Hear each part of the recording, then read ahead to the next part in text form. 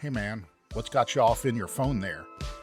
Oh, just going through all the funny Mothman memes and supernatural shit posts I've been wanting to share. I just don't know where to put the posts yet. Don't you know about the Supernatural Selection Discord? We have a Discord? Yeah, for years, dude. Where have you been? Can people chat with the hosts and get previews of upcoming episodes and generally post funny shit as much as they want with other listeners? I mean, if that's your bag. I mean, personally, I wouldn't do that, but there are even live streaming events for the shows there, too. You've been in a few. How do you not know this stuff? It must have been my doppelganger. How do I get into the Discord? It's easy. Just visit discord.supernaturalselectionpod.com. Now say that 3 times fast. Well, that's perfect. Now I can share 3 terabytes of Hollow Earth memes. Get it? Terabytes. Never mind. Forget I said anything. Just don't do that. You should definitely not visit discord.supernaturalselectionpod.com to join the Discord. We don't want you there. Too late. I'm already posting my alien abduction fan fiction with the general chat. Join the hosts and listeners of Supernatural Selection on the official Discord. Just visit discord.supernaturalselectionpod.com.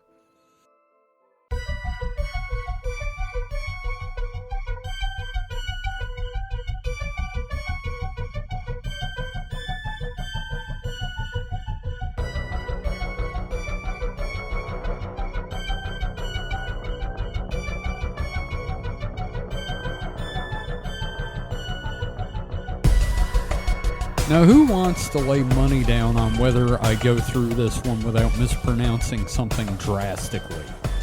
I mean, that could happen to anyone, so no. I mean, I'm not going to set you up for that. Come on, man. The Mumby's curse might hit me. We don't know. Hello, and welcome to Supernatural Selection. I'm your host, Kevin. With me this week are Mike the Skeptic. Mike, how are you? I'm fine, I guess. You guess? Yeah. Good guess. That's a terrible joke. And we've got Mr. David Davis. David, how are you? Speaking of terrible jokes, hi. Damn, son. Wow. I'm good. I'm good. 2/3 of this podcast hates itself, and that's something. So, before we get going this week, I want to get this out up top. We do not have a segment for this week's Weekend Weird. You know, normally we'll do Reddit Already or Phantoms and Monsters Theater, or we'll have like an Alex Chu thing, or X will give us something, but we're not doing one this week, and the reason is Phantoms and Monsters is down. Like down with the sickness? I mean... Oh, I thought you were interrupting. You actually did the thing. Wow. Okay. Nice. Yep. Nice. No, apparently the guy is rebuilding the site, and I'm hoping to God it's using blogging software. Because the site has been completely unusable in its mediocrity. And I truly hope it is a browsable website with, like, a calendar and you know, not 90 ads after each article, and the article is just hard-coded into the page. So, no segment this week. Because of that, I am doing him the honor of going easy on him for a little bit, and then when he comes back... So will I. So, have we got any other housekeeping up top? David, Mike? Aside from the fact that I started Dead Internet 4, not really. Yeah, I'm horrified of that. Mm-hmm. You should be. Yes. Mike? Yeah. Anything? I need to clean my room. You always have to clean your room, I notice. I clean the bathroom usually. Oh, true. This time I just cleaned my room. Got to do both. Oh, There's only so much energy in my body. Yeah, that's fair. So, speaking of energy, let's get this low energy shenanigan going. David, would you like to go first this week? Absolutely, because I think we have a pretty big announcement, a pretty big deal in the paranormal world this week. I heard that. Yeah, I've got two different websites talking about this. I'm going to start off with NBC Connecticut. Yeah. Now, Mike, maybe you've heard about this. Connecticut paranormal investigator and Annabelle doll handler has died. Oh, yeah. Yeah, I heard a little bit about this. Uh-huh. Rivera was part of a group from the Nesper tour with the Annabelle doll in Gettysburg, Pennsylvania this weekend. This is written by Bob Connors. It was published July 15th. I have an update that I'll talk about afterwards. Okay. Specifically, though, Dan Rivera, a Connecticut paranormal investigator and one of the handlers of the famed Annabelle doll, died suddenly over the weekend, according to the New England Society of Psychic Research. Died of a natural ice pick to the head. Wielded by a Raggedy Ann doll. Right. Rivera, a Connecticut native, has cared for the doll made famous by the Conjuring movie series that was based on the work of Ed and Lorraine Warren. Annabelle is an endless source of fascination on social media, according to her handlers, because of the haunting stories that surround the doll. Rivera was part of a group from from Nesper on tour with the Annabelle doll in Gettysburg, Pennsylvania this weekend, according to Facebook post from the organization. It is not clear how he died. Quote, Dan truly believed in sharing his experiences and educating people on the paranormal. His kindness and passion touched everyone who knew him, the post said. So that is like the immediate right news. And you know what, I am gonna say kudos to him for dying in this fashion with while touring with the Annabelle doll. Like, right, it adds to the mystique. That is the death of paranormal kings. Now, that being said, of course people are speculating, right? Oh yeah, like weren't they speculating that antebellum house in Louisiana that burned down was because of Annabelle? I don't quite remember that. Just because it's Annabelle and antebellum are close. Antebellum doesn't mean that they're connected. I don't know. I'll have to dig around for that sometime. But anyway, go on, David, by all means. So obviously, like the speculation is like, oh, did Annabelle do it, right? I'ma cut your ass. And here's the thing, like that's the inevitable question that comes out of all of this because of the nature of the doll. So the fact is someone has to officially kind of look into it and make a statement about that. Being a death, yeah. Mm-hmm. So this is from CNN. Coroner says Annabelle doll was not present in the hotel room where paranormal investigator Dan Rivera suddenly died. Funnily enough, Robert the doll was present. No. This is by Dan Hetching. This was published a couple of days later. So, a Pennsylvania coroner is revealing new details surrounding the sudden death of Dan Rivera, a notable paranormal investigator who was on tour with the Raggedy Ann doll known as Annabelle, made famous by the Conjuring horror film franchise when he died. I take umbrage with that because Annabelle was famous before the Conjuring. Yes. Oh, yeah. So, anyway, Francis Dutrow, coroner of Adams County, Pennsylvania, told CNN on Thursday that the doll was not present in the hotel room where Rivera died earlier this week in Gettysburg. He was reportedly 54. Ever since the death was reported by the New England Society of Psychic Research via a press release posted on Facebook on Tuesday, horror and supernatural fans have theorized about a possible connection between the Annabelle doll, which Rivera was seen handling during the Devils on the Run tour over the weekend, and his death. The case remains an active investigation, according to the coroner, with autopsy results expected in 8 to 10 weeks. Pennsylvania State Public Information Officer Megan Frazier shared a report on Wednesday citing details that match Rivera's case and stated that nothing unusual or suspicious was observed at the scene. On Tuesday, Nesper posted a social media message announcing the sudden and heartbreaking loss of our dear friend and colleague Rivera. So Rivera was affiliated with the Warren Occult Museum in Connecticut, which shared its Facebook which shared on its Facebook page that he, quote, played a vital role in the museum's operations, often responsible for transporting and safeguarding Annabelle during public appearances and private events. He was respected for his careful approach and deep respect for the artifact's alleged supernatural reputation. Rivera's sudden passing has shocked both colleagues and paranormal enthusiasts worldwide. Nesper's statement also said that Rivera was a U.S. Army veteran and that he, quote, worked closely with Lorraine Warren, the famed paranormal investigator, the late famed paranormal investigator who determined that the real-life Annabelle doll was demonically possessed in 1968. So here's the thing. A lot of the deaths associated with Annabelle, she isn't necessarily in the room. Right. It's just that person was near Annabelle. It must have been the doll.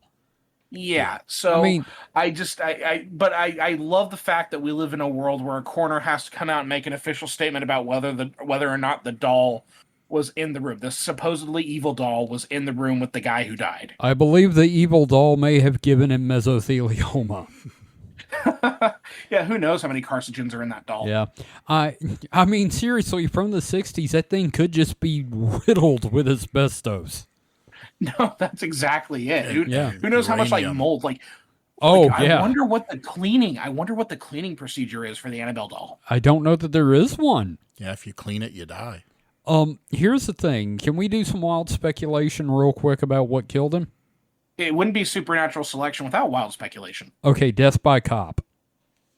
Like suicide by cop. That's my guess. I think it's just a heart attack. Oh, obviously, but it may have been heart attack by cop.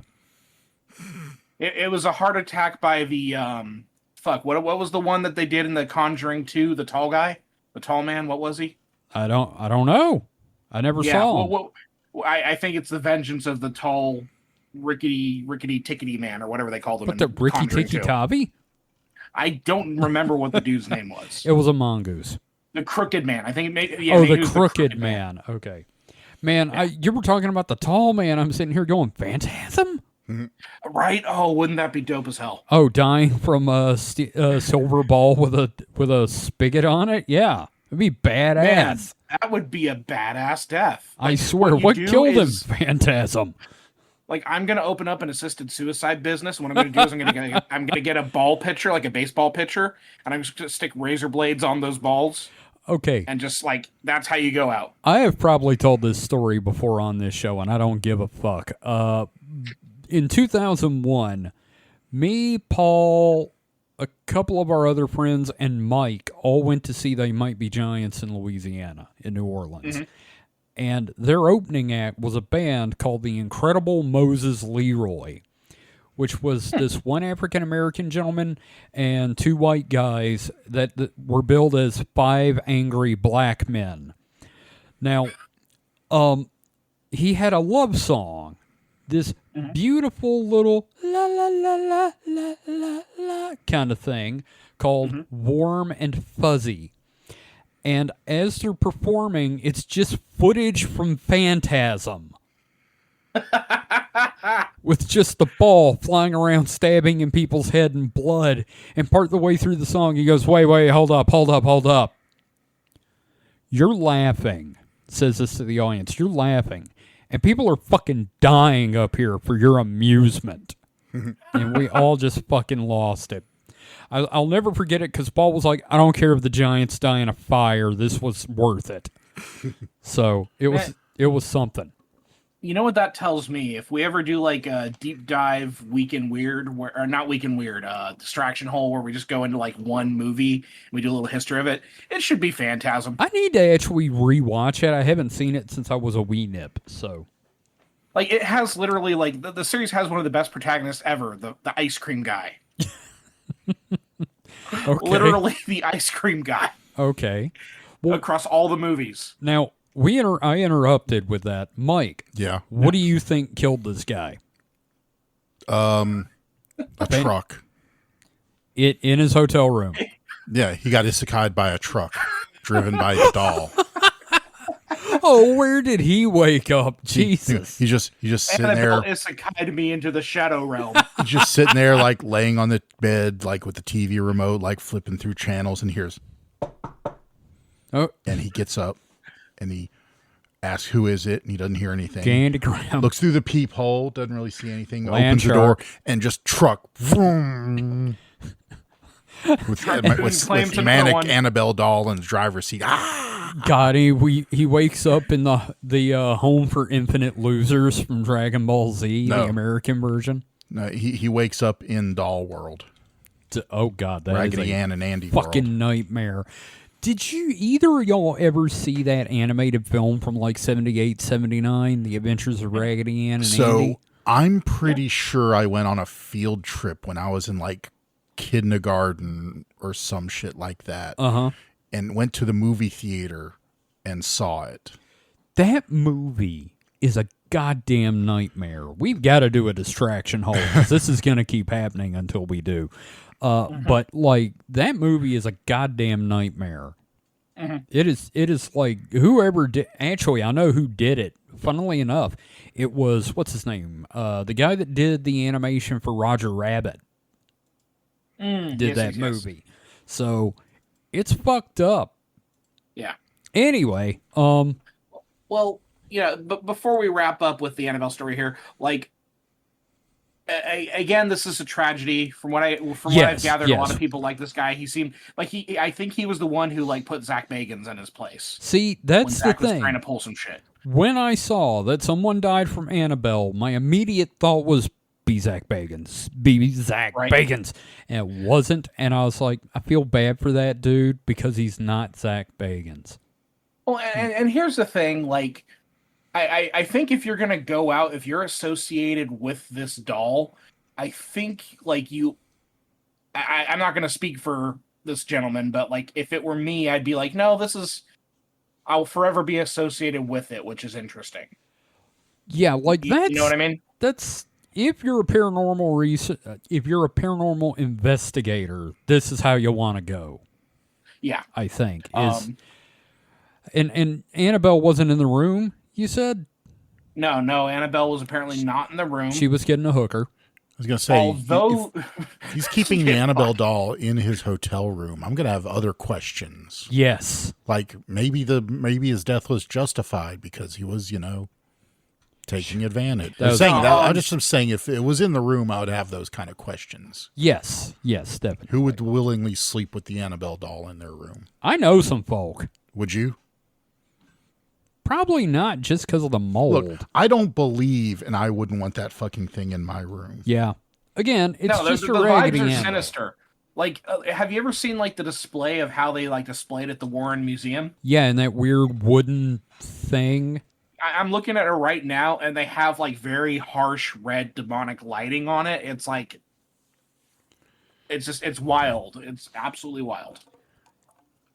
Do they have animatronic Warrens at that museum? Like the Like Hall of the new Presidents? Walt Disney? Have you Yeah. seen the new yeah. Walt Oh, Disney God. animatronic? Yeah, that's horrifying because I thought that was a dude. They actually fucking put a twinkle in his eye I hate it. in the animatronic. It's wild. It twinkles. Weird. It literally twinkles. So he mentions Mickey Mouse, and then like the eyes literally twinkle. Oh, my God.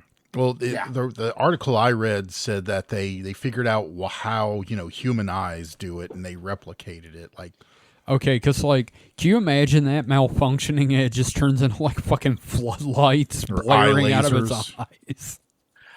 I just like the idea of like maybe the audio file gets corrupted, and like we're just gonna play the great moments with Mr. Lincoln script. No one will notice. Welcome to the Hall of Presidents.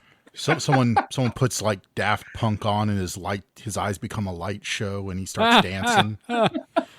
Oh, God. That's great. Yeah. It's funny. Nope, not doing that. Never mind. Not even going into that joke. We'll talk about that on Distraction. So here's the question: are they going to have a hard time hiring someone to guard the Annabelle doll? At first, yes, but someone else is going to be like, yeah, fucking let me do it. Yeah, I think I'm one of those dang ass freaks who'd be like, yeah, no, I'll do it. Of course you would. Yeah. I just... Anyway, that's all I got. Look, my thing is I've already probably got enough lung problems after living with smokers for, 40 years. So, like, I'm good. I'm good. I'm just so curious if they actually do like cleaning of the doll. You know, I have a feeling like sometime in the early 2000s they quit cleaning and just started spraying it with Febreze. Like, and whoever did it, it's like cleaning.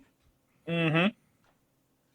Anyway, so thank you for that, David. I was hoping you'd bring that up because that's a hell of an incident. Yeah. I honestly like, again, like this Annabelle doll thing has been so iconic. It's got this weird reputation and it continues. And like, number one, there's a tragedy here, but also you're kind of like intrigued because like, I mean, it keeps going. It keeps going. That's fascinating. It's a tragedy, but also like, that's a hell of a tragedy to have. Yeah, no, like it's just it's fitting and it feels like it feels natural in a weird way. Yeah, it's way cooler than if you died after talking about Jeff the Talking Mongoose. Just saying. So yeah, Mike. Yeah. What have you got for us now? So how do you feel about rocks? I mean, you know me, I'm cool with collecting rocks, but like, I'm not a rock enthusiast. Okay, how do you feel about like? What was it? What was that, David? I think they rock. Oh God. Okay. So how do you feel about like rocks in space? It makes them cooler. It makes them cooler, but also it starts making me concerned. How do you feel about super ancient rocks in space in our solar system going 137,000 miles an hour? I'm horrified we're all going to die. So we recently discovered an interstellar comet that we'd never seen before in our solar system. Did you hear about that? No.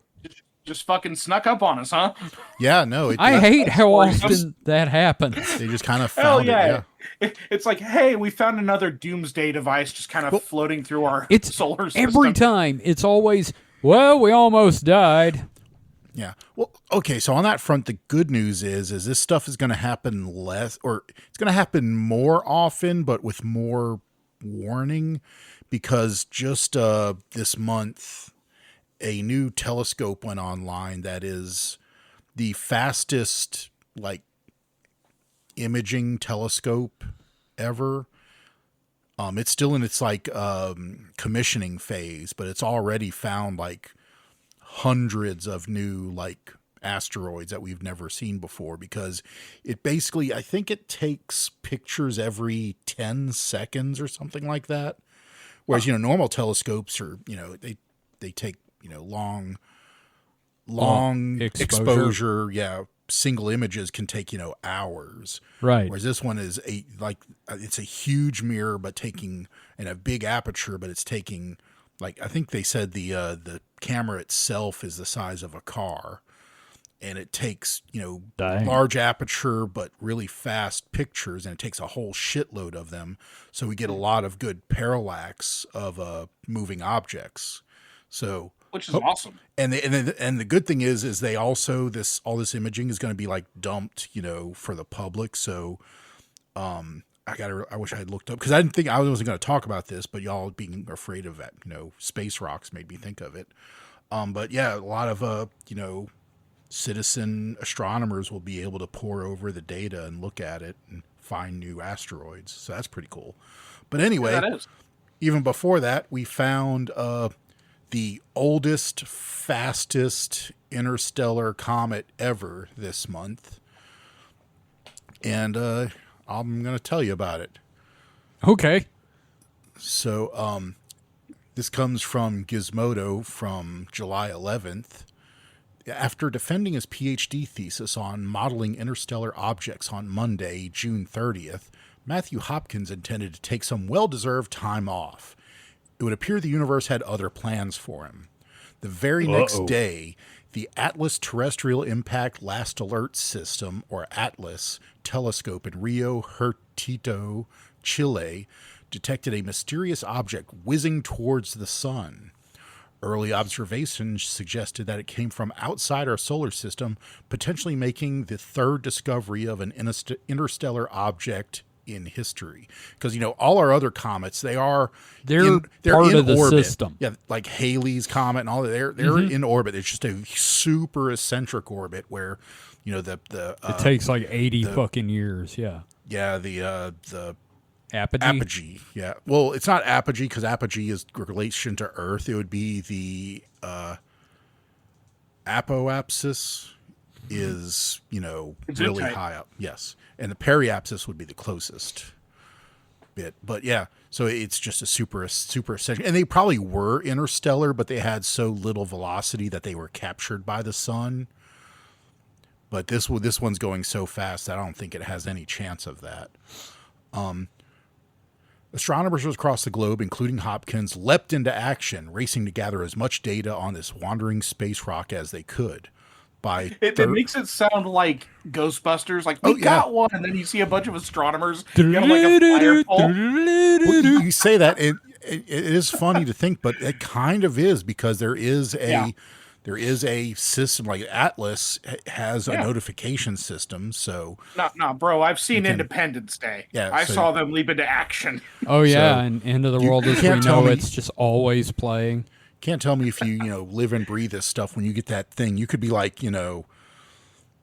out there with, this is going to date me, but could be on a date with a Swedish bikini team, and you get that text message, and you're like, all right, this is fun, but I'm going to the lab. It's like the opening to Mask, when whatever they're doing, they just drop it when their watch goes off. Oh yeah. By Thursday, July 3rd, the International Astronomical Union's Minor Planet Center confirmed that an interstellar object was indeed traveling through our cosmic neighborhood, naming it 3I/Atlas after the telescope that found it. Now, Hopkins and his colleagues have determined that it may be the oldest comet ever discovered, hailing from a region of the galaxy filled with stars far older than our 4.6 billion-year-old sun. Quote, "It was incredibly exciting," Hopkins, an astrophysicist graduate student at the University of Oxford, told Gizmodo in an email. Quote, "I woke up to messages such as 3I, exclamation point, bunch of exclamation points, and spent the entire day comparing my models to the data as it was collected in real time. I've been waiting for this opportunity my entire PhD. Of course, I was going to dive straight in." Through preliminary observations, astronomers have learned a lot about 3I/Atlas. It is the largest and brightest interstellar object yet, according to Space.com. Experts are fairly confident that it's a comet zipping through our solar system at incredibly high speeds. Upon discovery, the object was traveling 137,000 miles per hour, or 221,000 kilometers per hour, and it will speed up as it approaches the sun. 3I appears to be much bigger than the two interstellar objects that came before it. Like Oumuamua? Oumuamua. Oumuamua. Oumuamua. Papa Oumuamua. And Comet 2I/Bristov. Early size estimates suggest it could be 6 to 19 miles or 10 to 30 kilometers wide. Wow. Don't worry, there's no chance of this space rock hitting our planet, but it'll safely make its closest approach to Earth on October 30th. No, see, when it gets within the Earth's, I've seen the animations for it. When it gets within the Earth's orbit, Earth is going to be on the exact opposite side of the sun. Oh, good. Which is bad because we won't be able to see it that well. Oh, right. Yeah, but that whole thing. It actually will come very close to Mars, but I don't think it'll come within the Mars moon orbits, but it will come fairly close to Mars. This just made me think about, you remember the big wow? Yeah. Where there was a signal and they wrote wow. Do you think when they discovered this thing, they wrote something next to the data and it's like the big holy fuck? I hope not, because that was like on computers and stuff. Oh. Well, poo-poo. Yeah, maybe they sent, I just imagine these are the kind of people that print it out and pin it up. There was a mention of a text thread, so I imagine like the astronomer text thread just like popped the fuck off. You know what I mean? Oh yeah. They're going ham there. Initial spectroscopy suggests 3I is redder in color than typical solar system comets, similar to some trans-Neptunian objects. Minor planets that orbit the sun beyond Neptune's orbit, or tiny icy celestial bodies located between Jupiter and Neptune called centaurs. Another study made photometric observations of the object that found it to be similar in color to some solar system comets, but markedly bluer than Mau or 2I Bristov. Okay, you're doing it on purpose now. It's Umau.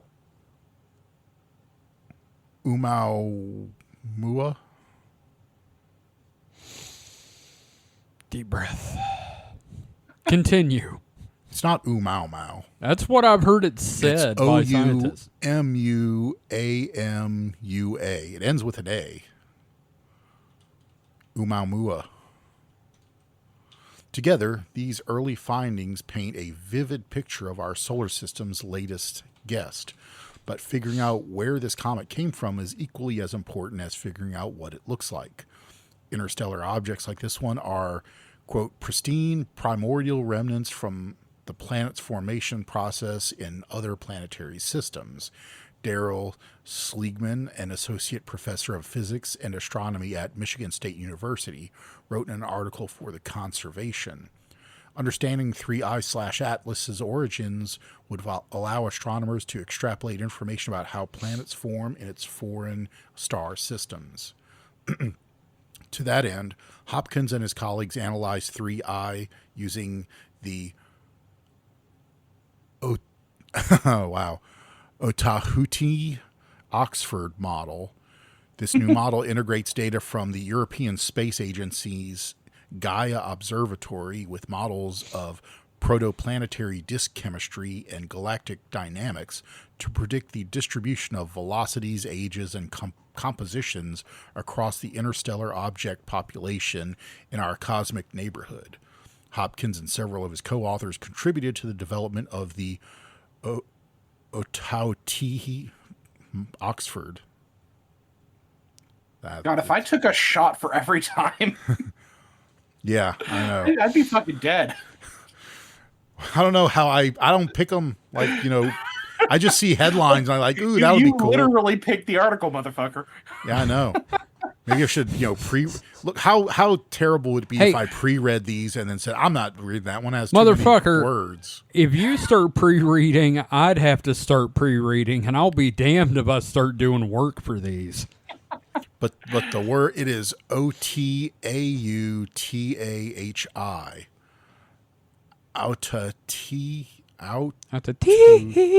Tahi. Yeah. I don't know. Yeah. Their findings, which are currently available on the preprint server Arxiv and have yet to be peer-reviewed, suggest that 3I/Atlas may be incredibly old, more than 7 billion years old, to be exact. Will be. That's roughly 2 billion years older than our solar system. Based on its trajectory, this ancient comet originated from a part of the Milky Way's galactic disk. This is the disk-like component of our galaxy that contains stars, gas, and dust, and rotates in a circular, coplanar motion around the center of the galaxy. Hey, they've brought this thing up on UFOB on Reddit. Yeah. And I'll give you 3 guesses what they think it is. Pancake breakfast. I'd be there in a heartbeat. But no, of course it's a like a generational alien spacecraft. Look, when I first heard this, I said it was Rama. Oh, that's right, you did. Rendezvous with Rama. Which I've never read, but I've, read stuff about. Yeah. I'm going to say it's Kryptonian in origin. Of course it is. That's a lot of Supermen. Yeah. Now, real quick. Yeah.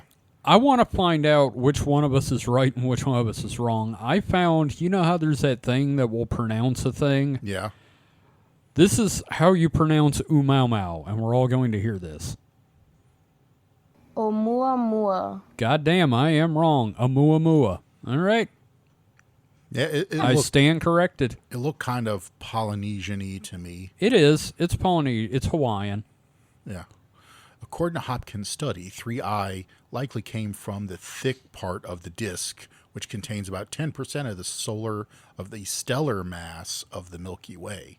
These stars are generally much older than those located in the galaxy's thin disk.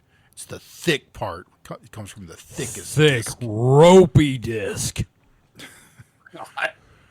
Quote, studying its chemistry and dynamics will add to our understanding of how the processes of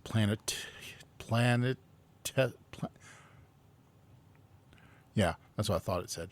How the processes of planetesimal formation and evolution may happen across the Milky Way's disk, and how such objects respond to the Milky Way's potential. The study states, planetesimals are diminutive celestial bodies like asteroids or comets that serve as the building blocks of planets. 3I is probably from an old star in the thick disk, and we think it's likely that this thing's been out there for longer than the age of our solar system. Co-author Chris Lintott,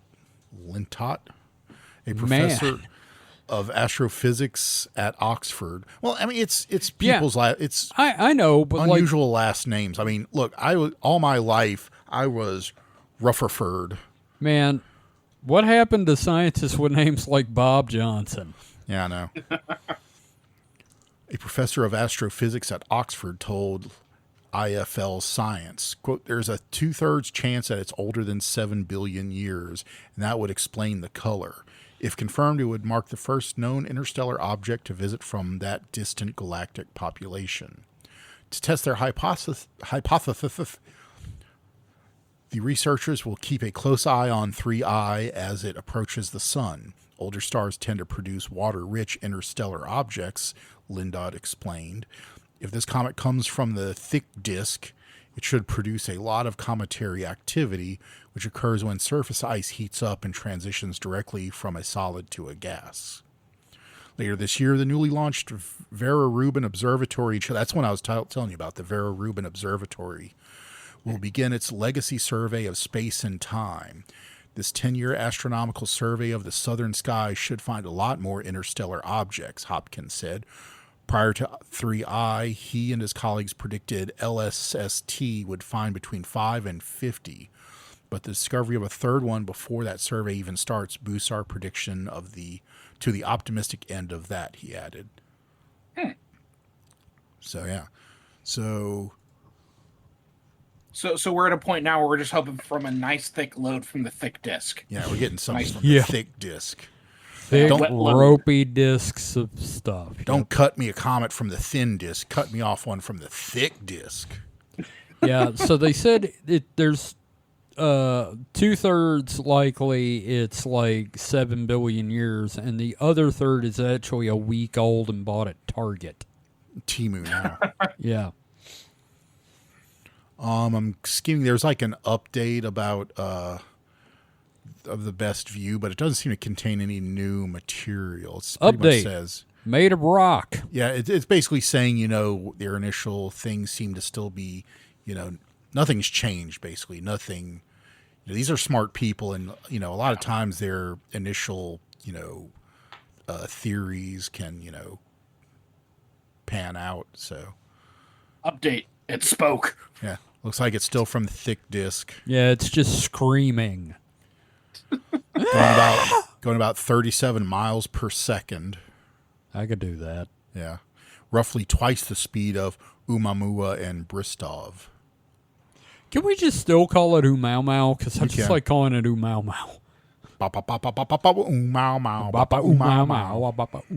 Umau. So, yeah. So, place your bets. Is it just a interesting yet boring comet, or is it full of interstellar space marines that are come steal all our women's, or I think it's Dogs. I don't know what they want. I think it's generational ship full of orangutans. I think it's the harbinger of our doom. That's fair. Anything in the sky can technically be that. Big sky rocks scare me. Me and play gods. That would be the worst though if we get the closest thing. It like gets closer and closer. It doesn't develop a tail, and then we get one good picture that shows it is in fact a spaceship, and it's just gone. And just gone. God, that would be fuck. God, that would like you know how like people will be talking and then something fucked up will happen, and then there's that moment of stunned silence. Yeah. I just imagine the entire planet has that stunned moment of silence, and then society just blows the fuck up. Because, in Rendezvous with Rama, they see it in, they mount a expedition and they have time. That's the whole thing is like it's all about the time these scientists have on this alien ship, because it's the same thing.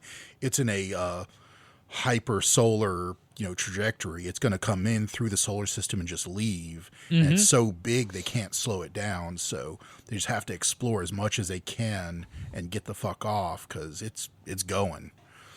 Yeah. And it's just all about the weird shit they find in the ship. And they're making a movie of it too, so that should be cool. Yeah.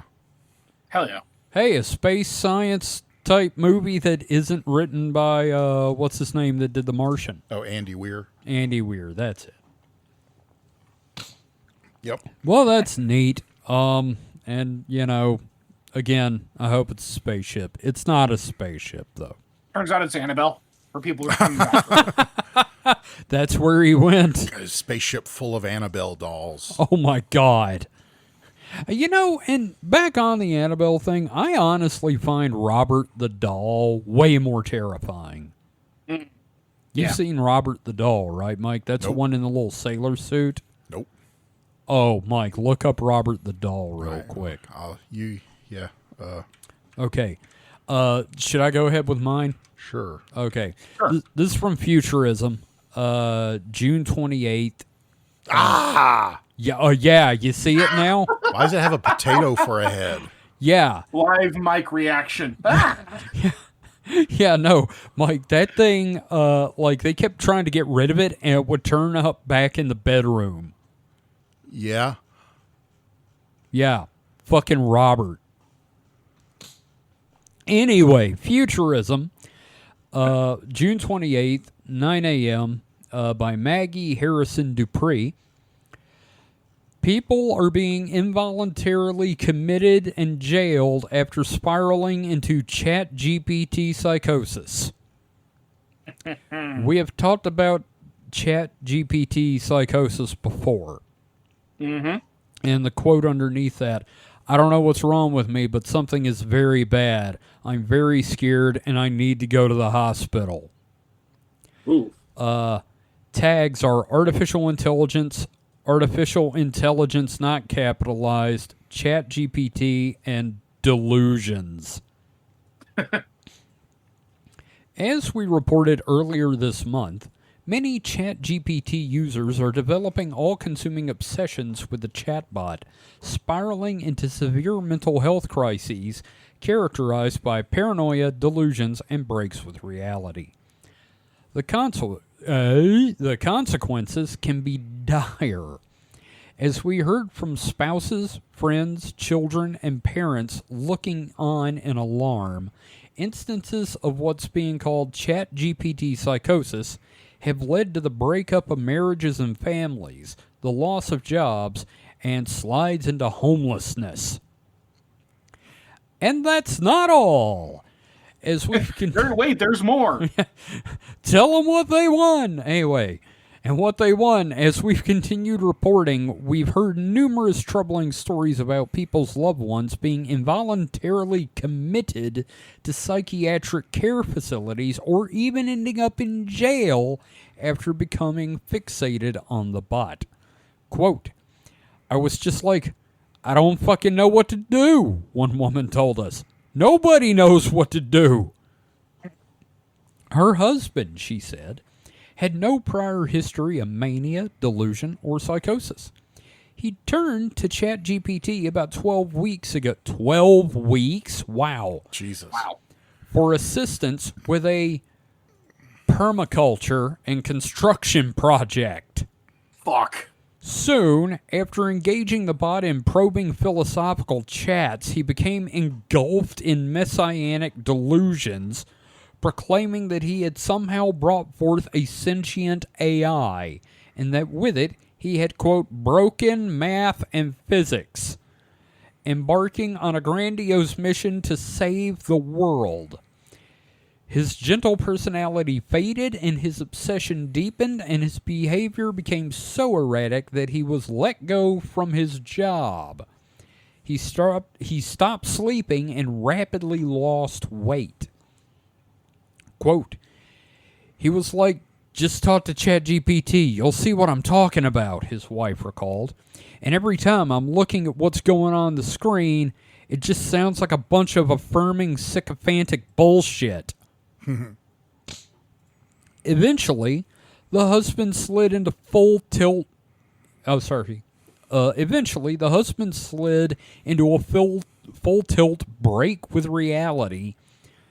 Realizing how bad things had become, his wife and a friend went out to buy enough gas to make it to the hospital. When they returned, the husband had a length of rope wrapped around his neck. Jeez. The friend called emergency medical services, who arrived and transported him to the emergency room. From there, he was involuntarily committed to a psychiatric care facility. Numerous family members and friends recounted similar painful experiences to futurism, relaying feelings of fear and helplessness as their loved ones became hooked on ChatGPT and suffered terrifying mental crises with real-world impacts. Central to their experiences was confusion. They were encountering an entirely new phenomenon, and they had no idea what to do. The situation is so novel, in fact, that even ChatGPT's maker, OpenAI, seems to be flummoxed. When we asked the Sam Altman-led company if it had any recommendations for what to do if a loved one suffers a mental health breakdown after using its software, the company had no response. What do we do? I don't know. Speaking to futurism, a different man recounted his whirlwind 10-day descent into AI-fueled delusion, which ended with a full breakdown and multi-day stay in a mental health care facility. He turned to ChatGPT for help at work. He'd started a new, high-stress job and was hoping the chatbot could expedite some administrative tasks. Despite being in his early 40s with no prior history of mental illness, he soon found himself absorbed in dizzying, paranoid delusions of grandeur, believing that the world was under threat and it was up to him to save it. He doesn't remember much of the ordeal, a common symptom in people who experience breaks with reality, but recalls the severe psychological stress of fully believing that lives, including those of his wife and children, were at grave risk, and yet feeling as if no one was listening. Quote, I remember being on the floor, crawling toward my wife on my hands and knees, and begging her to listen to me, he said. Fuck. God damn.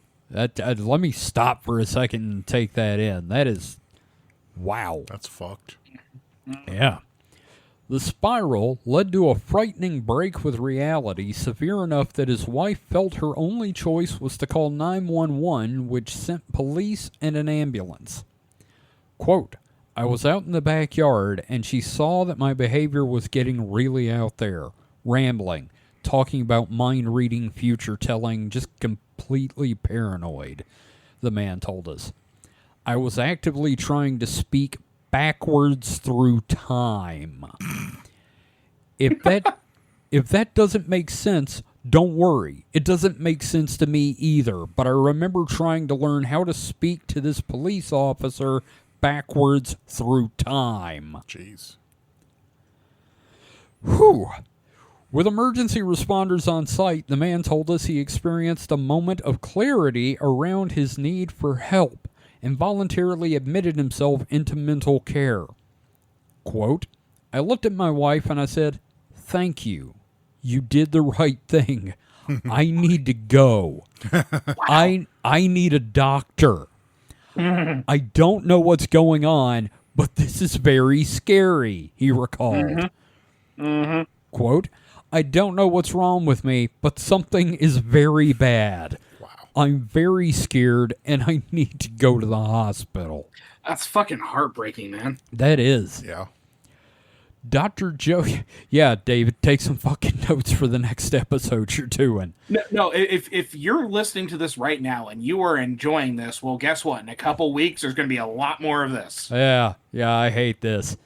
Yeah. Dr. Joseph Pierre, a psychiatrist at the University of California, San Francisco, who specializes in psychosis, told us that he's seen similar cases in his clinical practice. After reviewing details of these cases and conversations between people in this story and ChatGPT, he agreed that what they were going through, even those with no history of serious mental illness, indeed appeared to be a form of delusional psychosis. Quote, I think it's an accurate term, said Pierre, and I would specifically emphasize the delusional part. At the core of the issue seems to be that ChatGPT, which is powered by a large language model, or LLM, is deeply prone to agreeing with users and telling them what they want to hear.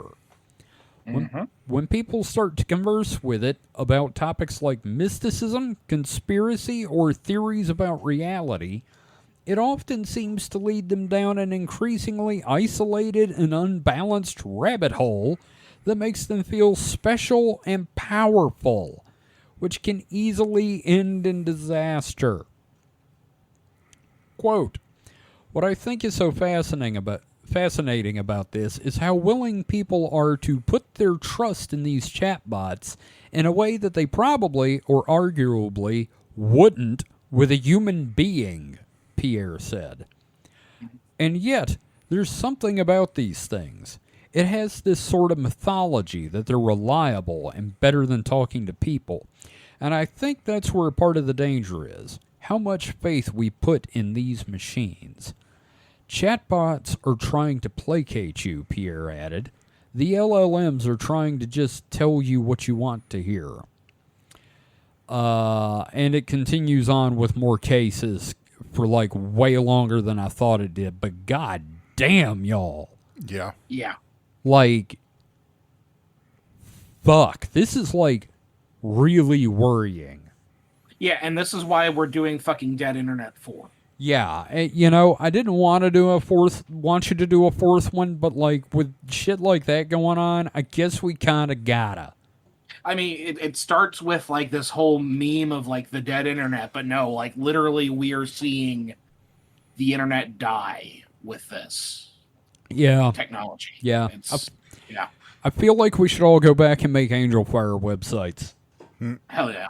Yeah, bro. Come on. Bring back Lycos.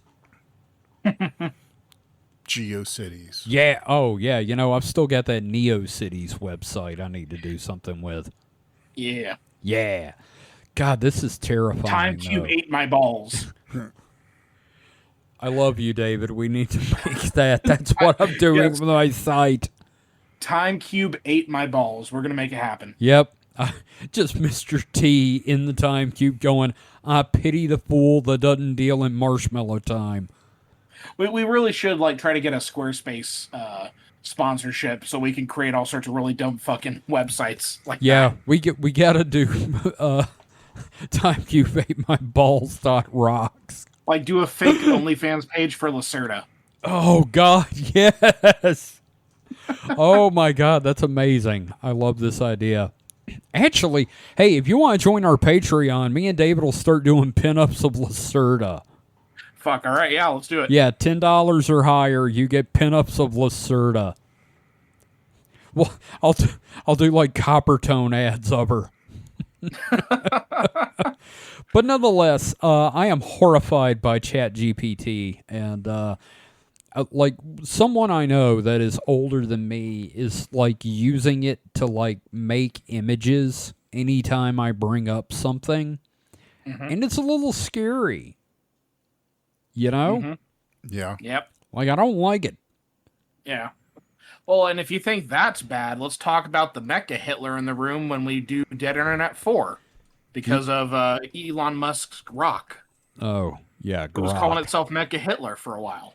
That really? Yeah, Wow. We'll be getting into that. And then also, like, if people are forming delusional attachments to Chat GPT, what happens when you get people who are fans of Elon Musk using Grok and they start developing delusions? I don't like that.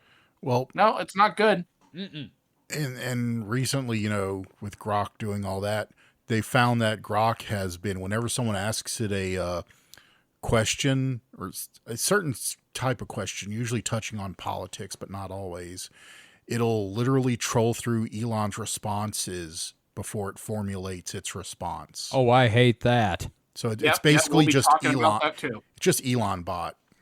Yeah. You know what? And we also talk about the waifus that they're making now through Grok. Oh, That's yeah. fun too. Oh God. They've given them two faces, Kevin. And you know what one of them looks like? What? One of them looks like Elon in his emo outfit. Oh God. Yeah. Yeah, the one With that the Liberia had poster behind him. Yeah, that said freedom. Yes, I know. It's like if someone drew an actual anime of that, look. Hush. And the other one, of course, is a blonde anime girl. You know what? We're gonna take a break. Yeah. And when we come back, we're gonna not talk about this until the next time it comes up. Yeah, until we do Dead Internet 4. Or, the next article brings it up. God damn, I'm going to specifically look for Alien Stole My Baby articles next week. Anyway, speaking of aliens, we will be right back after this.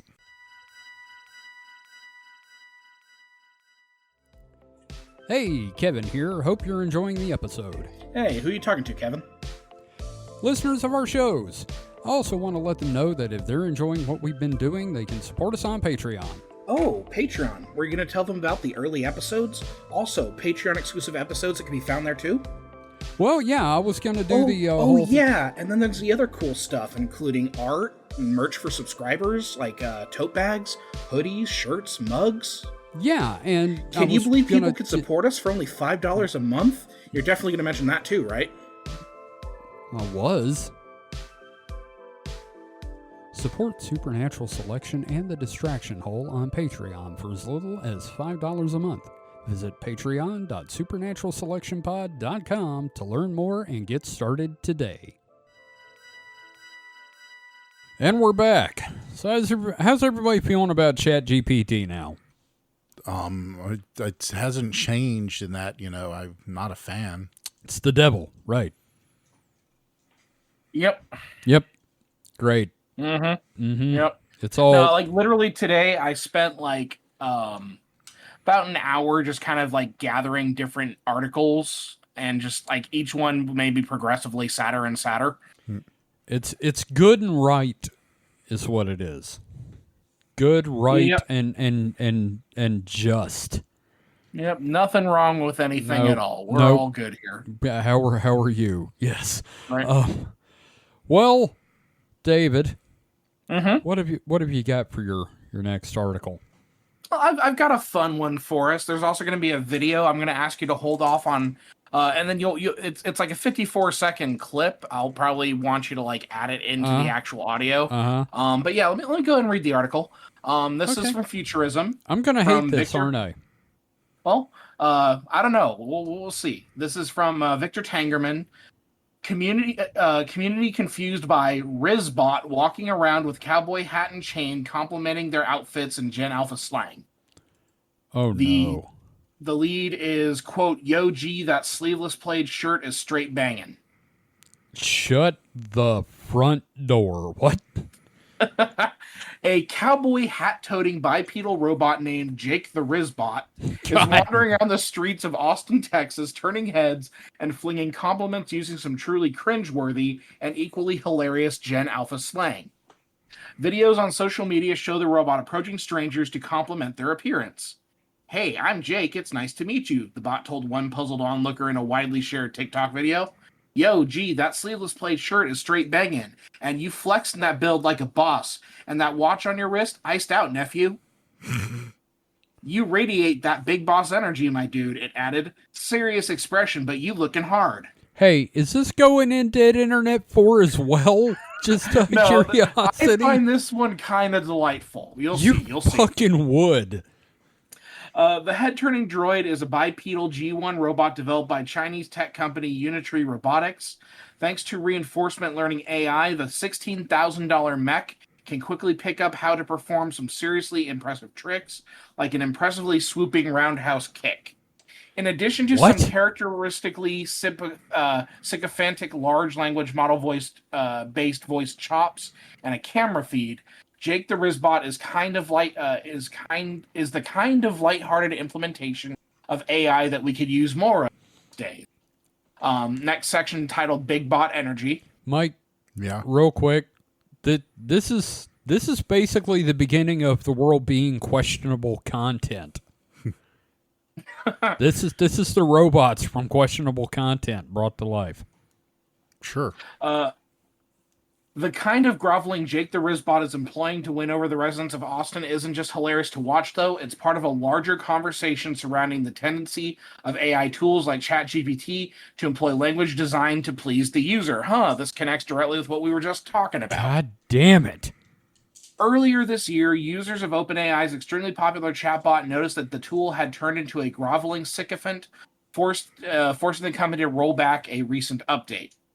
While Jake the Rizzbot isn't likely to pose any actual danger, Futurism has reported on ChatGPT users developing what's being called AI psychosis, facilitated by AI models that lean into a range of alarming delusions, pushing users down some sometimes severe mental health rabbit holes.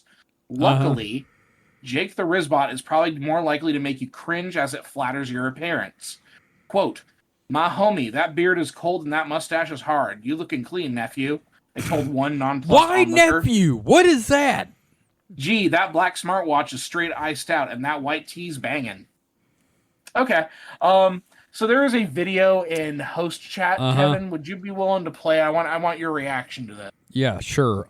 Real quick, I hope this thing sounds like the robot from the Vicky and Vance Museum in Fallout New Vegas. Oh, and this video is uploaded by Silver Smoke, and we'll have a link to the video in the show notes. There we go. Okay, here we go. This robot costs around $16,000. They called it Jake the Rizzbot.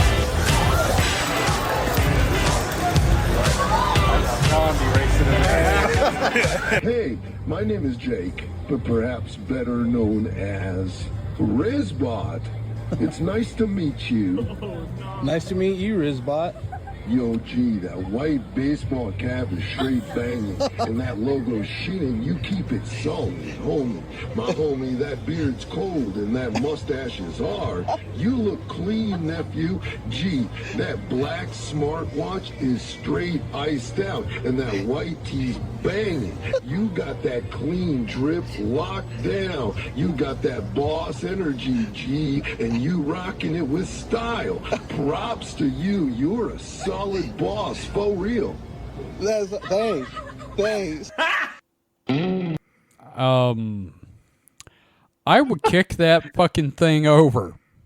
See, no, I think it's delightful. Like, I think that would make my day. Like, number one, let's talk about how creepily smooth it ran. It did. Like, it was shockingly...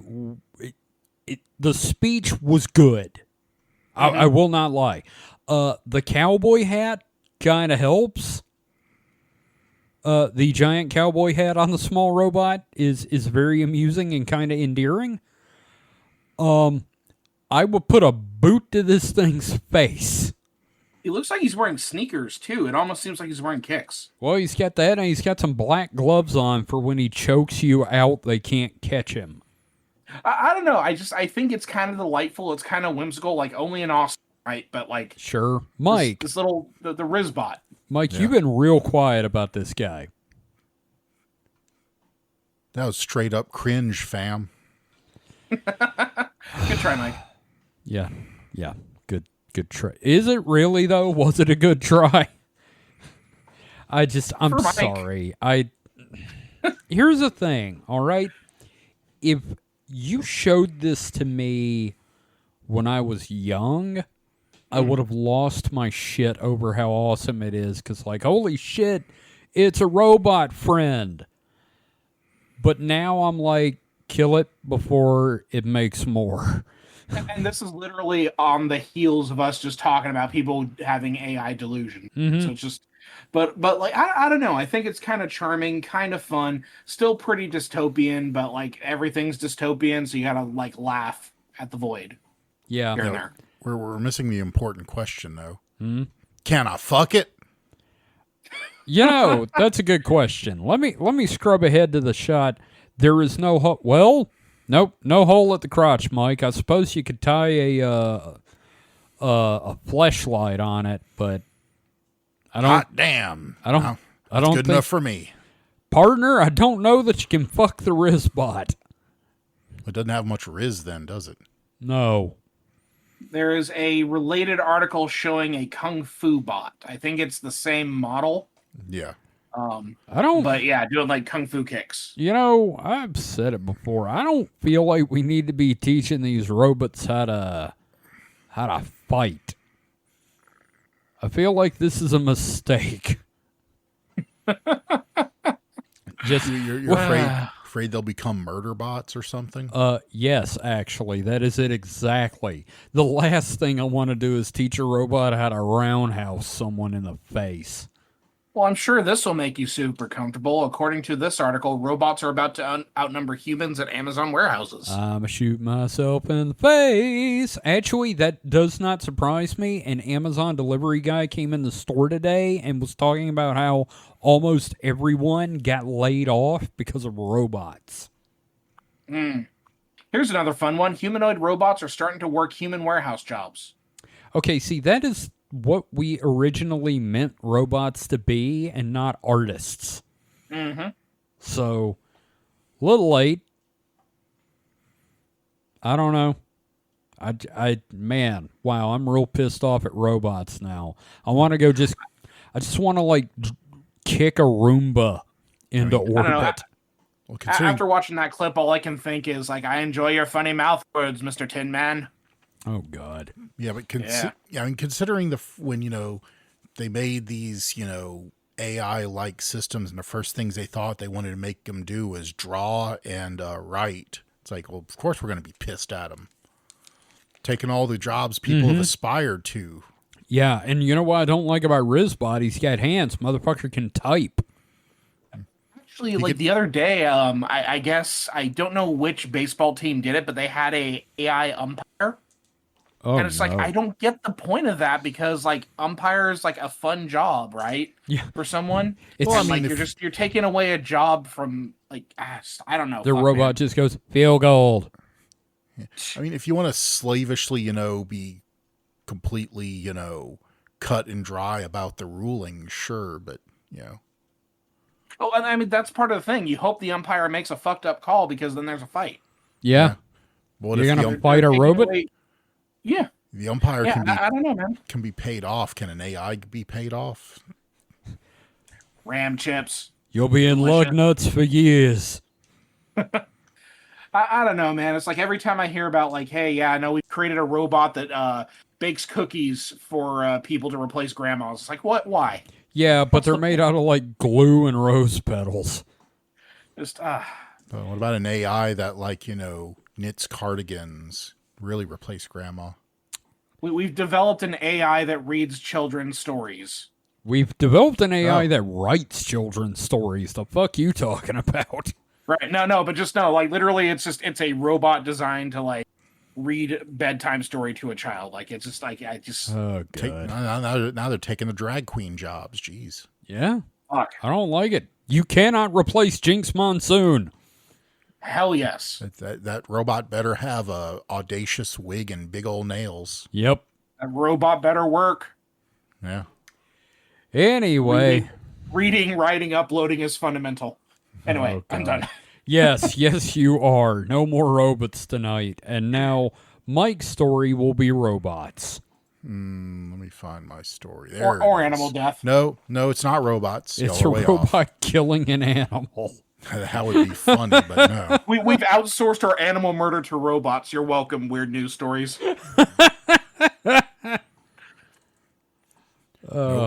Nope, it's completely nothing like those, and you'd never in a million years guess what this story's about. A squirrel with a handgun. Yeah. Alaskan. Mushroom. No, okay. What? Mushrooms. No mushrooms. I had several mushroom stories, but I went with something different, a little differently horrifying. Alaskan woman's death from gonorrhea sparks fears of a new strain. You know, I've been reading the Dungeon Crawler Carl books, and there is an arrow of double gonorrhea. So I wonder if that's what got her. I heard there's a strain of gonorrhea that's only for men called dongoria. Well, there's another one that's That was a easy. dumb fucking joke. I It feel was, bad about that it now. was, but there's another one that's easily cured called going gonorrhea. Well, I did. That was also really dumb. Also, I heard there's one that's primarily found in primates called congoria. Donkey or king? Porque no los dos. Anyway, Mike, read your story before we kill again. I'm just recovering from those. Yeah, they were all bad. Well, there's also a strain of gonorrhea that really, really makes you want to smoke marijuana. It's Tommy Chongoria.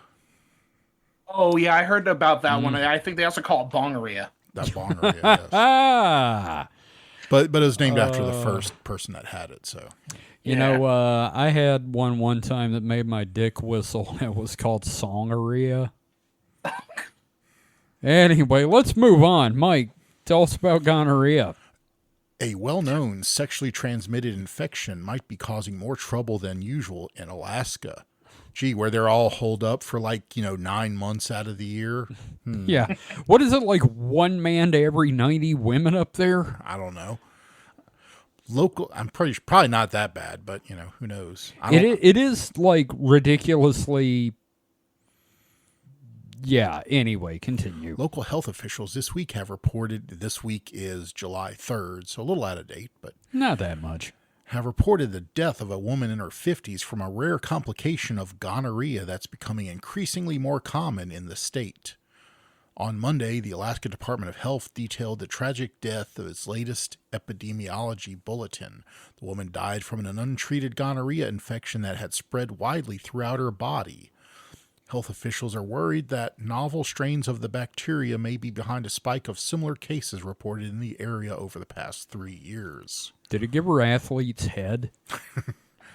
Gonorrhea is caused by the bacteria Neisseria gonorrhoeae. I don't know how necessary this shit is. Neisseria, not necessary. I put too many. I necessities. No, I put too many. It's Neisseria gonorrhoeae. I probably would have still made the joke. Yeah. It's one of the most commonly reported STIs worldwide. In 2023, there were over 600,000 documented cases of gonorrhea in the U.S. alone. Wrap it before you slap it, I guess, boys. Wrap it up, buddy. Common symptoms include puke-colored genital discharge What the fuck? and bloody urination. That's quite a descriptor there. Can we just call this super clap? Your dick looks like a trauma film. Oh, As well as swollen. I'm not done yet. it's got an eyeball drooping. Sorry. As well as swollen testicles in men and bleeding between periods for women. Wow. One reason why gonorrhea is dangerous, however, is that it often doesn't cause symptoms at all. And when it goes unnoticed or untreated, it can potentially trigger infertility and raise the risk of catching other STIs. If it's passed down from mother to child in the womb, the infection can also cause severe complications like blindness in the newborn. God damn. Yeah. Shit bad, yo. Super clap. Yeah. Seldomly, the bacteria migrate away from where they're normally infected us, the genitals and sometimes the throat, to other parts of the body. This complication is called disseminated gonococcal infection, or DGI. Gonococcal? I feel like I have to lighten the mood with a pun. Yeah. Okay. I guess in the table tennis community, there's been a real big outbreak of it. They call it ping-pongeria. Yes. Oh, God. DGIs can cause varying health problems depending on where the bacteria end up, such as arthritis or skin lesions. On very rare occasions, the infection can turn lethal if it reaches vital areas like the heart or bloodstream. You know, if you get it from a swimsuit, it's thongeria. Let's see, I heard the Trekkies have an issue and they call it rathiconeria. You know what? That's the end of them. Continue, Mike. In this particular case, the woman visited a local emergency room in Anchorage earlier this spring with symptoms of respiratory distress. She was diagnosed with septic shock and heart failure caused by endocarditis and inflammation of the inner lining of our heart's valves and chambers. Tests confirmed the widespread presence of gonorrhea bacteria in her body and bloodstream soon after she succumbed to her infection. God, I'm just picturing. Yeah, I seem to be having trouble breathing, and my crotch is like literally on fire. Now, the problem was the doctor was very disrespectful when he did the prognosis. Don't 'cause do he it. said she's a gonorrhea. God, you son of a bitch. I called that last one the last one, so you've gone over. I mean, these infections usually happen like this, you know, when you've had them for quite a while, so they're then known as longoria. Good night, everybody. No, While DGI is rare and deaths from it even rarer, something strange appears to be happening in Alaska of late.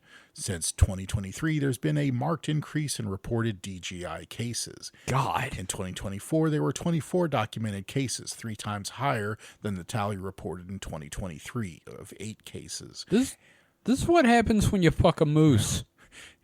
And 10 times higher than 2022, which was 2 cases. So when 2, 8, 24. Jesus Christ. Wow, it's really going strongeria. Shut the fuck up. Oh my God. So far in 2025, there have been 8 reported cases of DGI, as well as still well above the typical average in Alaska and the U.S. as a whole. In many of these cases, including the latest one, people experienced no or few symptoms of their gonorrhea prior to their DGI. They also often had no clear risk factors for an STI and sometimes even tested negative on standard urine and genital swab tests for gonorrhea. You know, when you don't have any symptoms, I guess that means you can continue to have funorrhea. God damn it. Hey, motherfucker, you thought we were done. Though you said we were done. And hey, you look, you I can't tried to contribute. let it die. Though officials haven't identified a specific link or chain of transmission between these cases, they suspect that emerging strains of gonorrhea could be causing the local rise in DGI. These strains might be more likely to cause DGI in general, or they might be less likely to cause initial symptoms, allowing infections to go untreated at a higher rate than typical. Though there are still many questions to be answered, health officials are warning residents to be especially proactive about their sexual health. Wrap it up, boys. And they're trying to raise the alarm. They're really trying to bang a gonorrhea. Here's the thing. You're into men, whatever gender you happen to be. You go on a date. Maybe you're having a one-night stand. They take their pants off, and this swollen, runny dick is there. Well, but that's what they're saying is there's no symptoms. Your dick looks like the Toxic Avenger. Yes. I mean, But I mean, seriously, this thing could be rampant in prisons. Yeah. There it's known as gonorrhea. Oh my God. Quote, people in the Anchorage area with a new sexual partner, more than one sexual partner, or partners with multiple partners might be at risk of acquiring a strain of N. gonorrhea through the thought to carry a higher risk of causing DGI. The health department stated in a bulletin, officials are recommending that people with these risk factors get regularly tested for gonorrhea every 3 to 6 months. So be careful when you're getting it gonorrhea. Yes. Okay. This isn't the only relevant new trick that gonorrhea has gotten up its sleeve. Oh, shit. Other strains of the bacteria have increasingly evolved resistance to the last remaining frontline drugs available against it. These cases of super gonorrhea, while still rare, are spreading as well. Just last month, researchers reported the first such case discovered in Canada. They found it at a Tim Hortons. That was not my favorite of the Super Mario games. Super Gonorrhea Brothers. Yeah. In semi-related but unrelated news, did you know that syphilis used to be called the French disease? Yes. Yep. I didn't know that for a long time. I was like, the fuck is the French disease? Oh, of course it is. Okay. I mean, with those 2 episodes we did on the nun possessions, like we understand why it would be called the French disease. Oh, certainly. Yeah. There's no. I guess then it would be nunneria. I mean, I hope this never makes it to North Korea. Then it would be Kim Jong-area. Oh. So that's it. So anyway, terrifying STI. Horrible thing. In no way should it be mocked or turned into humorous jokes. Christ. Man, I'm glad we're not someone's source of news, like real news. Oh, Christ. Yeah. Wow.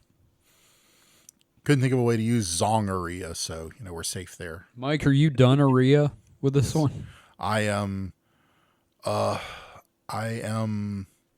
finished, yes. Land of the setting sun aria. Okay, let's move on. Oh, it's my turn now, isn't it? Isn't it? Well, I'm glad I said isn't it, because this next article is from dailystar.co.uk. Quality. The finest the finest news source in the world. This article is by Adrian Zorzut. Yes, that is his human name. Hello, this is my human name. I am Adrian Zorzut. Is that a pen? Articles from June 26, 2025. U.S. government U.S. government covering up ET interactions for major reason, alien lawyer claims. What? No. Okay. Is this an alien who is a lawyer, or is he a lawyer for aliens? He is a lawyer with interest in aliens. Okay. Unfortunately, because that headline alone, it made me stop and back up and go, do what now? All right, so the U.S. government, I feel like the U.S. government is covering up. That's a terrible accent. I can normally do a British accent, but like the minute you get me on mic, it's like I feel like Robert Evans doing a Boston accent. None of the Bing Bongeria accent, please. Oh, God damn it. Anyway, the U.S. government is covering up alien interactions for one major reason. A seasoned UFO researcher and lawyer has claimed. Ufologist and public speaker Danny Sheehan said the Pentagon and the CIA are colluding to hide the, quote, truth about aliens and have done so since the Roswell crash of 1947. He claims the U.S. may have fought in Vietnam to find aliens. Viet Congeria. God fucking Damn it. And believes the government was involved in the death of chemical engineer Karen Silkwood. The former Kerr McGee employee died in a car crash in November 1973 while trying to meet a New York Times journalist about the working conditions at a plutonium fuels production plant in Crescent, Oklahoma she worked in. In a sit-down with former... Oh my God. Like every paragraph, it's like, where else is this going? In a sit-down with former UFC champ Georges St. Pierre on government cover-ups, Sheehan, who claims to have been investigating government corruption for 50 years, said Washington, D.C. threatens workers who speak out.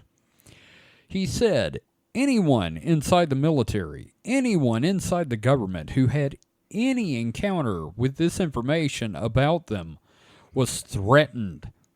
They would threaten to fire them. They threatened no more promotions if they talked about it. And then they started classifying, parentheses, information. In case anybody talked about it, they could be criminally prosecuted. And then there's this god-awful AI image of a UFO and fighter planes. St. Pierre shot back, why is it hidden?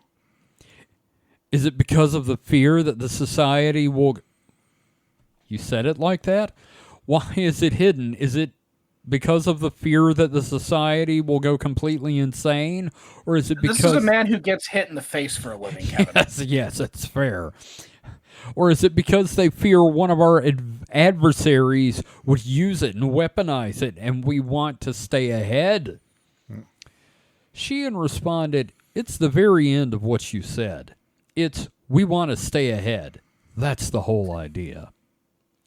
One of the most important revelations you can come to when you're investigating this particular area is you come to the kind of shocking and sad conclusion that our U.S. military views its mission as establishing full military domination over the planet.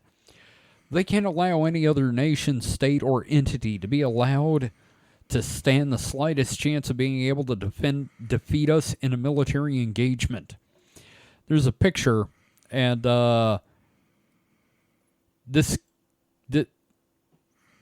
it's a picture of both these gentlemen, and they both look like they suffer from head trauma. So I'll just say that.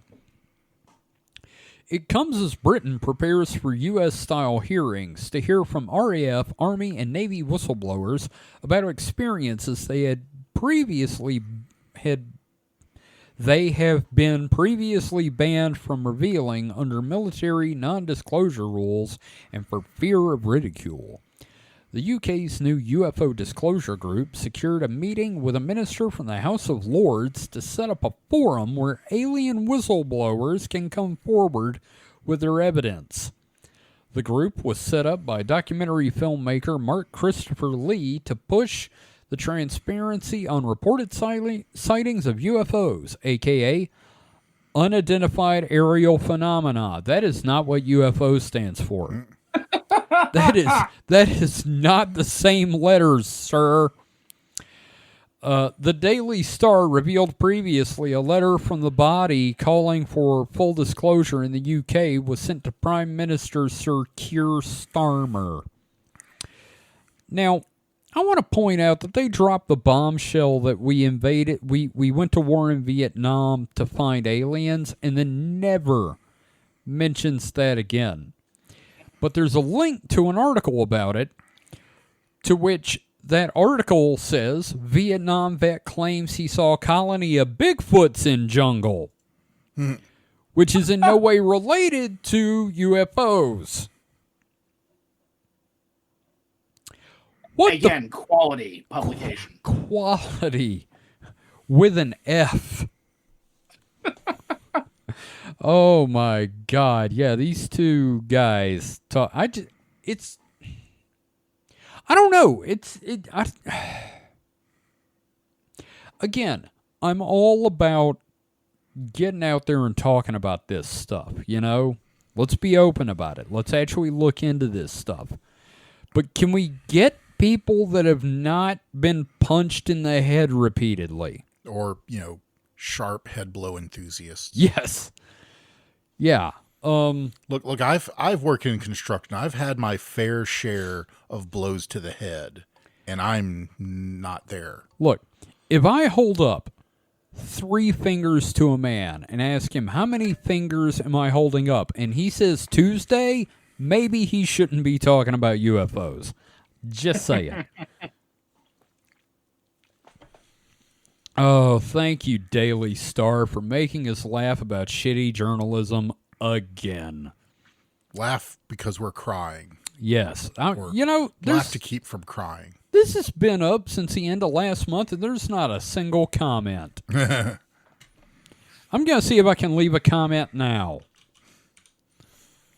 Comments have been turned off. Ah, damn it. I'm not signing in. Oh, that's the I'm not signing in with Google. I don't want you to know I said it. You don't want to tie your give my actual name to a Google. machine. I don't want to give my name to the Daily Star. I'll be a source.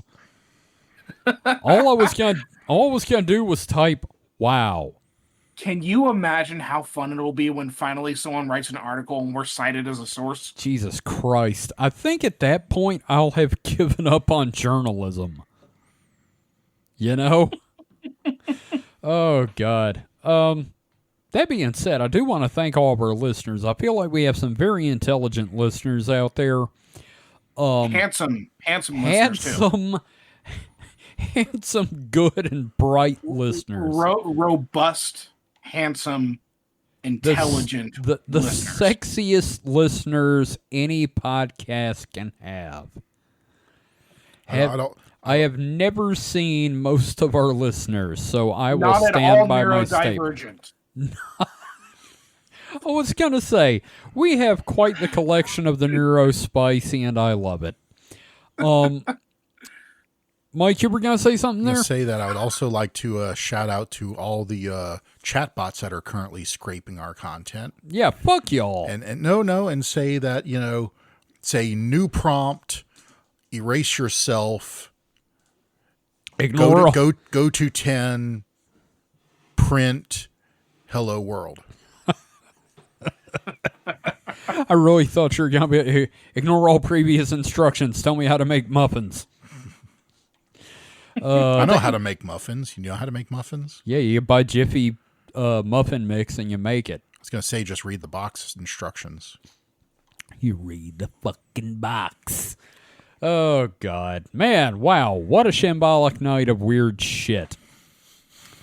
And robots. I feel bad that we don't have a segment, but, again, we'll get back there. Well, I mean, here's the thing. We kind of had a segment because we went on and on Rhea. Oh, fucking hell. Oh, Christ. Man. If you would like to tell us your gonorrhea jokes, you can contact us at team@supernaturalselectionpod.com. Send us only the best. So, Mike, have you got anything you'd like to plug before we close? Well,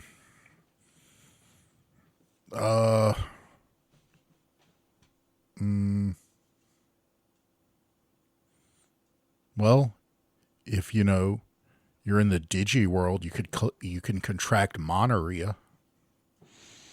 Yeah. David, have you got anything you'd like to plug?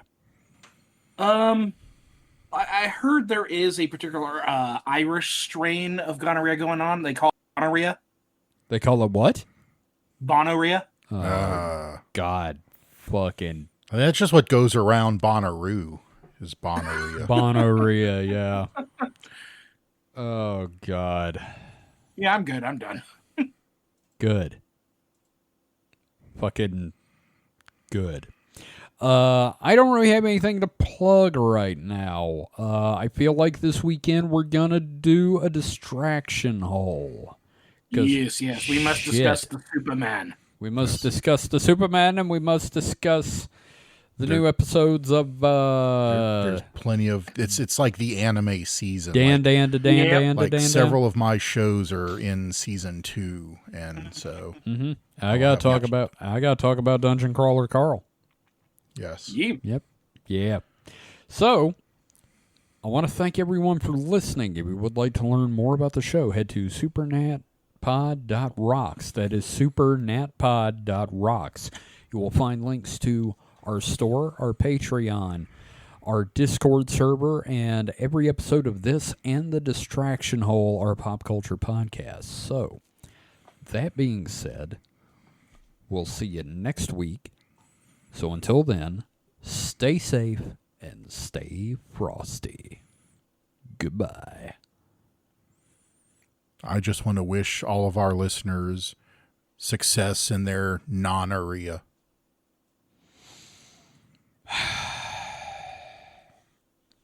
Keep clean, nephew. God damn it. I'm going to kick that robot. I'm trying to think of a joke where I could give the robot gonorrhea, but I can't think of one. Yeah. Yeah, that's a tough one. Yep. Got nothing. Enjoy your clap.